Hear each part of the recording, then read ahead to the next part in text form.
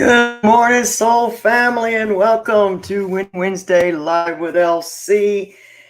It looks like our internet is going to be a little slow today, so I may have to jump over here and fix the extender. Life moving around in the world is amazing. Anyway, that's sort of what we're going to talk to you about today, because we're going to talk about how happiness is an inside job, because it is. We're going to talk about how growth is always a choice, and really what it all truly means.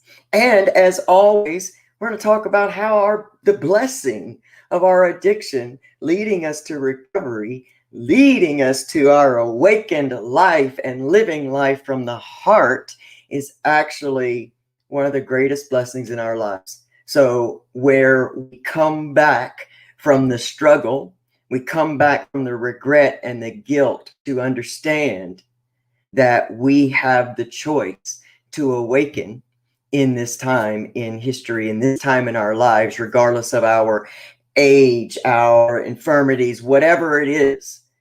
This is our time, and this is your time. Please know that. So I'm so grateful everyone is here. For everyone who will watch this on the replay, welcome to the most amazing soul family on the internet today. Hands down, most beautiful human beings, most supportive, most loving, and all hungry for growth. And I'm just really blessed. I'm just blessed to be here and to be the one sitting in this seat to get to take part in the lives of such amazing human beings. Also, I want you to be sure to check out Breakthrough Hypnotherapy with my good friend and collaborator, Pamela Top GN. And if you stick around to the end of the video, I'm going to actually let you in on a gift she's willing to give the Recovery Soul Food family. So go to Breakthrough Hypnotherapy here on Facebook or hypnobreakthrough.com. Hook up with Pamela Top GN and tell her Recovery Soul Food sent you. So y'all, if you are ready to jump into this winning Wednesday with me, you know I'm ready. So let's go.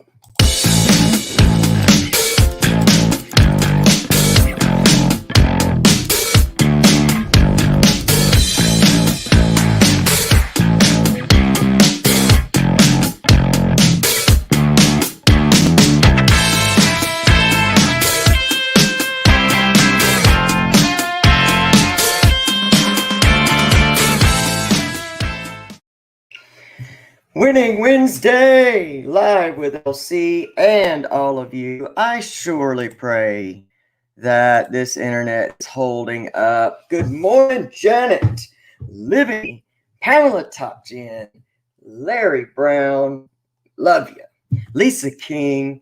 If I have missed you, it's because StreamYard only shows me so many. And again, for everybody that will watch this on the replay, whether it's later today or a year from now, know that whenever you're guided to this information, it is your time. Connie Waters, good morning. Yes, I am not quite sure what this internet is going to do today, to tell you the truth, y'all.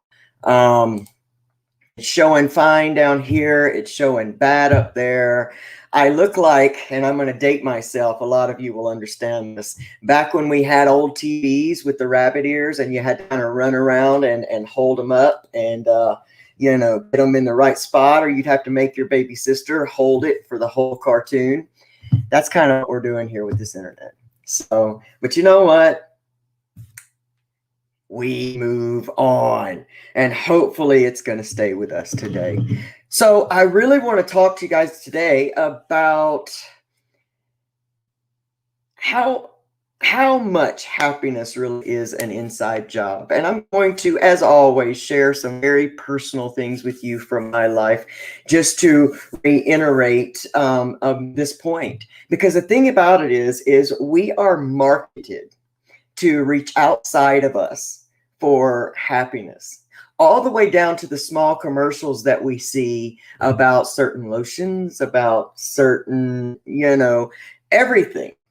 Like everything says, oh, if you use this bath product, you're going to be happy. And if you drink this alcohol, you're going to have a better celebration with your friends. If you use this product, you're going to be happy if you reach this pinnacle of success. If you don't fall into addiction, if you don't experience this, you're going to be happy. And what we find is we end up finding ourselves more empty than when we started. Now, to take you back to the very beginning of this pursuit in my life, I remember when I was just a young kid, 5 and 6 years old, and the sexual abuse had began in my home. I, as a child, equated what was happening, as we do, and let's just go ahead and let this be a warning. I'm going to share some pretty, I'm going to share some stuff right now that could be maybe possibly triggering, but hang with me because growth is a choice. So I, began experiencing this abuse, and I equated as a young person sexual stuff to attraction. So I began subconsciously gaining weight, hoping that I would make myself somehow make this stop. And of course, again, there's an external reaching outside to try to make this stop. So that was the first one. I also thought at a later time in my life that I could change my internal discomfort with my own body if I forced myself to dress and act like regular girls. And of course, I found myself very empty because you can't outwardly change who you were born to be. And then, third, as my life continues to go on, I get into my very late teens, almost turning between 19 and 21. And I have this big weight loss surgery because now the whole weight gain thing has been internally created as a subconscious belief system. And I began to deal with my feelings. I began using food to help with my feelings.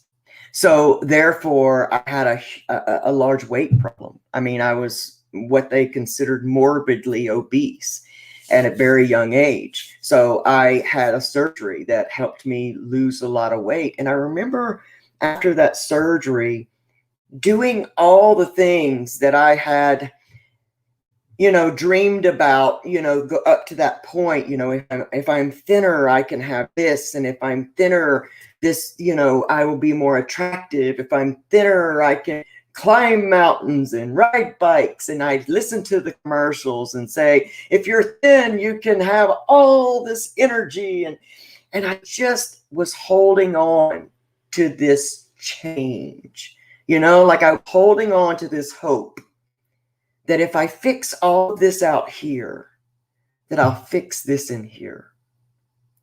And y'all, I just remember feeling, while I tried to do all of those things, and I did, I physically stepped into a lot of the things that I wanted to do, that I thought was going to make my family proud, that I thought was going to fix everything. I did every one of those things after I lost this weight. But let me tell you, I never felt any different inside. I felt like the same lost child, but now I was even more hopeless because now I had made this change that was going to be for the rest of my life. I had forever altered my internal organs in a pursuit of external happiness, only to find that it didn't work. And that because it didn't work, now what do I do? And that one little part of me never did change. I still had that hunger, that thing in me that says, we're not who we're supposed to be. And I just kept running from that. And I became so hopeless in after every one of those external attempts at happiness and my using, it was kind of at that point where I had exhausted all of the external tries for happiness. I was purely convinced happiness was not available to me. And if I get my addiction grew so much that I was waking up every day just praying for death, because that's the danger in becoming hopeless. See, hopelessness is a very, very fine line, because we can get to hopeless, and hopeless is what will have us kick the doors down and decide no more of this. I'm going to pursue my happiness. And yet, hopelessness can also get us to the place where what's the use? And, I was there, but there just continued to be this small spark that just kept me going.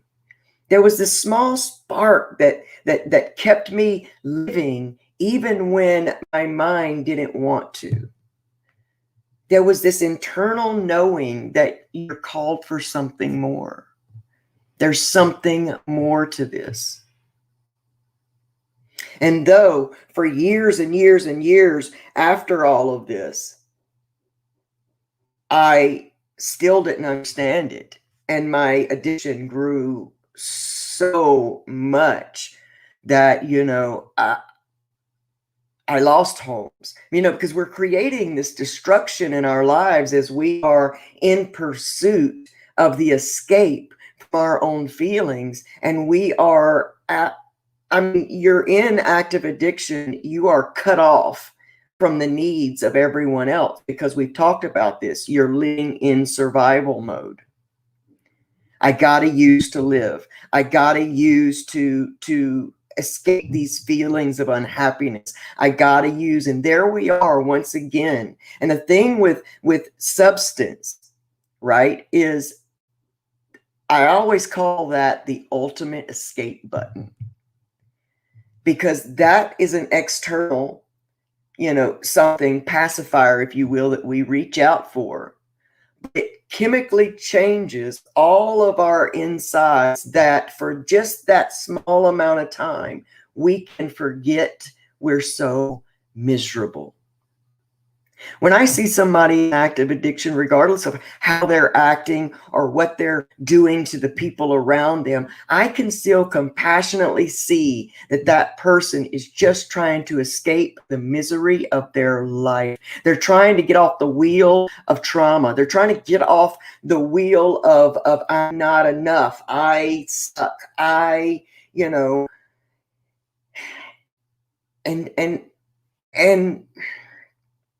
And if I could somehow help the world see that in every addicted soul that they look at, then my job here would be done.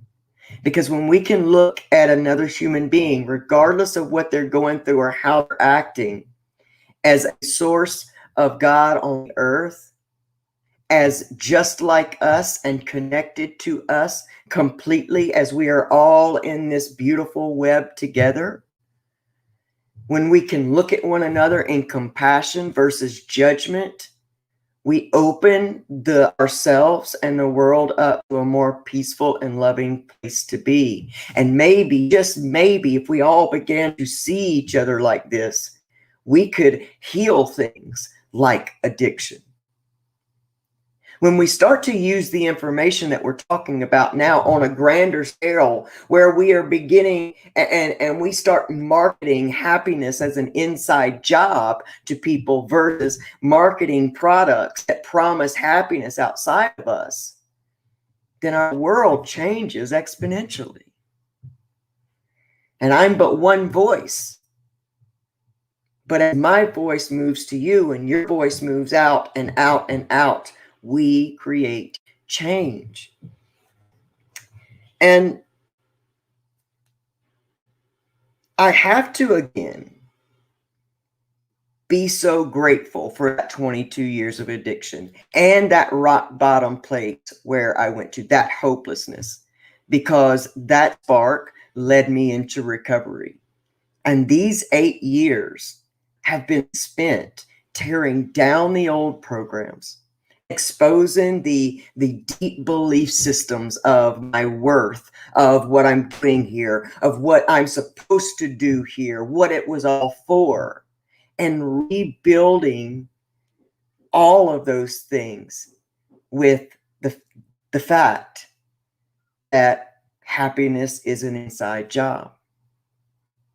I got to share with someone so close to me the other day that I have been praying and meditating to actually come to a place of awakening. And let me just say what awakening actually truly means. It simply means you discover true happiness is built and experienced within. That growth is always a choice. That's what awakening actually is. We talk about spiritual awakening, and I know you've heard the term, and we think of it as this big, beautiful heavens open up and it's everything's better. But what it truly is us awakening to the truth that is within.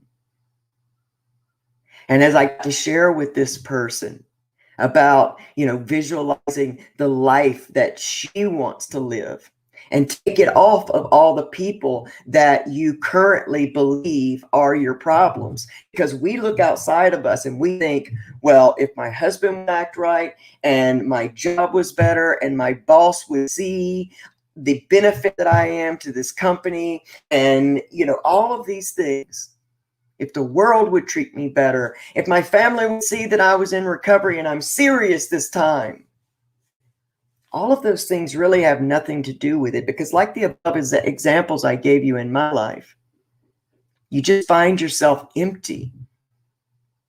Or you achieve these small little things and and everything is wonderful for a small amount of time.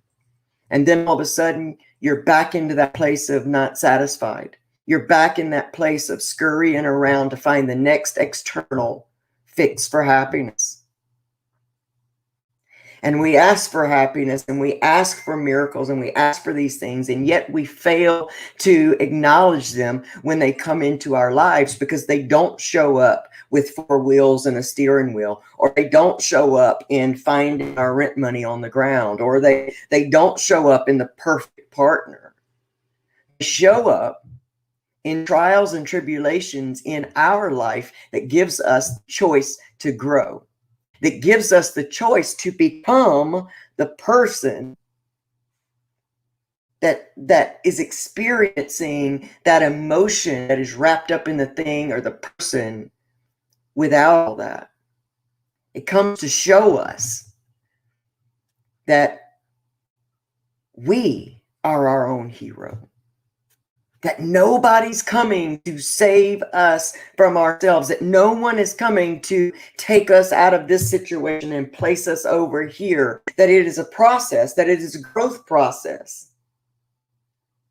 Because I've manifested money before, large amounts of money before, and I have been smacked in the face with the fact that that money made no difference. Sure, it bought me some things. Sure, it let me not be stressed for a while about how I was going to pay my rent and my car payment and all that other stuff. But money is like all of this external stuff. It doesn't create the emotion. It doesn't create your happiness. It is but a tool. It is but a low vibe energy that is in your reality. And I could be mad about those situations. I ran out of that money and my family was more broken apart than it had ever been. Because when I was broke, I believed that if I had the money to buy my wife things, I could buy her out of that depression. I could buy my son out of feeling the results, the effects of all of our life on him. I could buy him self-esteem. I could buy him a new life. And in trying to do that, my frustration grew because I'm asking them, what's wrong with you? Why isn't this working? And we were more torn apart when that money was gone I even got to the place where I was subconsciously wanting money to leave because I was so disappointed and angry that it had not worked out the way I thought it should. But I had to make a choice. I had to make a choice to see the big picture, to see what was being asked of me to learn. And what was being asked of me to learn is that money doesn't buy happiness. That money is not even the vehicle that we think takes us to freedom. It's like my son asked me, as he is a young adult, and he asked me for dating advice. And I say to him, you can't find a quality mate until you become a quality mate. You can't ask for someone to date you if you don't really have a job and you don't really have your goals, because the ones you're going to attract to you are ones in the same position. And I can back up and see that he is hoping that he will attract someone better so they will come in and motivate him to his success. And so many of us do that with external things. We want to manifest the car, the money, the success, all of that stuff, because we believe that somehow that having those things will make us feel worthy, that people will see us and recognize us. And the truth about it is, it doesn't last. But when you stand up in your life today where you are, and you make the choice to grow through your situation, you are becoming the person that embodies happiness, freedom, success. You start to know that you are worthy, so that when you gain that stuff and it gets taken away, or you wreck the car, or you lose that job, you're not devastated, because you understand and know you are the worthy one, that you can recreate all of that stuff, but that you are solid in your knowing who you are. Now, I almost made this mistake of external identity again when I first began my gender transition. And if not for my beautiful friend, Martin John, challenging me to not build my identity on being trans, and going deeper and building my identity on me, who I am as love in full expression. Sorry, I mess that up all the time. But as God in expression of God in human form, I might have made that same old mistake by externally changing and thinking that was going to bring me pure happiness forever. And his words pissed me off in the beginning. I thought, you're not trans, you don't understand. It's okay to have those knee-jerk human reactions, but then the choice to grow presents itself. And the choice is all yours. Let me say this to you, and I'm going to leave you with this. Are you still listening to the same type of content, or having the same conversations that you had in year one of recovery? Or if you're in your first year of recovery, the same stuff as month one? Are you hanging on to that comfortable content because it's what helped you years ago, or months ago, or days ago? but you're starting to feel that unrest in your system, that you need growth, that unrest is not going to go away just because you land in the groove of your comfort zone for those moments. Step outside of your comfort zone every chance you get. And know that every time you do that, you are making a choice to grow. So today, are you going to look around at your life and grumble about everything that you think is wrong?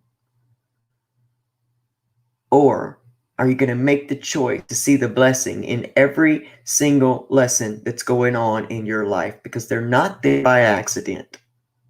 They're there because somewhere at some time you prayed for advancement. And it is preparing you to gain that advancement and become that advancement and build something that no one, nowhere can take away from you.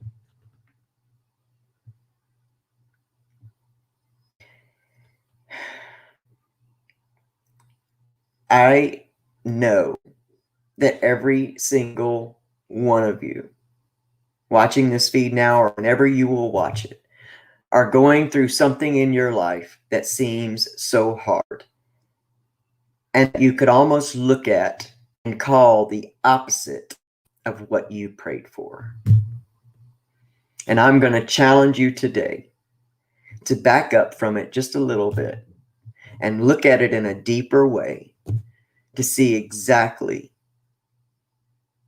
the answer to that prayer within that situation. Don't use words like I'm stuck. Don't use words like but. Don't say something positive and throw a but in the middle and fight for your limitation. Because ultimately, you're either making the choice to grow or you're making the choice to stay stagnant. And let me tell you, when that higher power is ready for you to advance, awaken, grow, that same situation is going to keep coming at you, and it's going to get bigger and more extreme every time until it wakes you up, wakes you and shakes you up to awaken. So awaken today to your limitless possibilities. Awaken today to the answers to the prayers all around you in every situation, and choose to grow. And remember, happiness is an inside job. I love y'all so much. And I want you, because there's so much that can be helped with this. I use a lot of hypnotherapy. Remember, hypnotherapy, I'm not talking about the kind you see in a Vegas act, the kind that makes you cluck like a chicken, and or like in the movie Get Out, where somebody's going to knock their spoon on the side of a cup and you're going to go do something weird. I'm talking about kind of hypnotherapy that's like a meditation session, and that really speaks down to your subconscious where those deep belief systems live. My good friend Pamela Topjian was created to be a hypnotherapist, and she's one of the best I've ever experienced. And because she's such an amazing human being, and she wants to get this message of how much hypnotherapy can help you really open your life up and discover who you truly are, she's willing to give the Recovery Soul Food audience a beautiful gift of a full free session. Now, you're going to get the free consultation and the free 15-minute session, but you're also going to get a full session. So make sure that you check Pamela out. At least go talk to her. Get on a consultation call with her. You never know until you truly connect. And you can find her at hypnobreakthrough.com. It's run across the bottom here, hypnobreakthrough.com, or Breakthrough Hypnotherapy here on Facebook. She's on Twitter. I mean, she's everywhere. Spread this beautiful message of hope. And the Recovery Soul Food podcast is going to be on a bit of hiatus because we are choosing to grow at this time. We are updating and growing and just bringing just putting together some really amazing information for you all. Some information, inspiration, and motivation. We're going to have a beautiful human being on the 20th. We're just doing big things to bring you even more inspiring information, because we always want to be growing. That's the nature of life and the nature of happiness. Happiness is growth, plain and simple. So you all, until next Winning Wednesday, I will see y'all soon. I hope you have the most amazing Winning Wednesday of your entire life, because you choose to. And yes, you are that powerful and strong. And I truly love you and believe in you. So I'll see you then. See y'all soon.